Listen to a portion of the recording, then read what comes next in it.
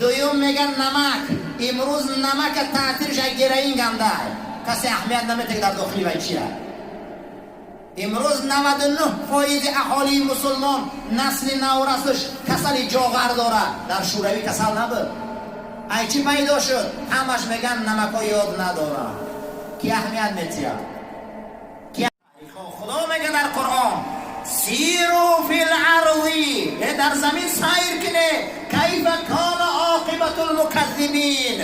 آدمایی که خدا را دروغ میگفتن برین در مصر فرعون بینین، بریتانیا را به فرعون بینین، ایران را به کشورها و امپراتورها را بینین، دیگر کشورها و ممالک‌ها را بینن که مردم چه خیلی زندگی کرد. ما چیکار میکنیم؟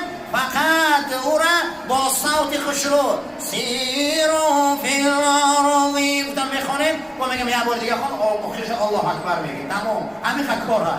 لیکن به این سیرو فی الارض سیر واسه کدگم عمل کرده گیا، به این سیر خریستفور کلوب عمل کرده گیا. برادران نوفی ما رو با مسیراب نبریدیم که ما یه مسیراب قبلی باید یک مرده فکر نمو چکار فرزندان رو در ایره تربیت کنیم، جامعه اسلامی داغ نشه یخشی. الله جل و علا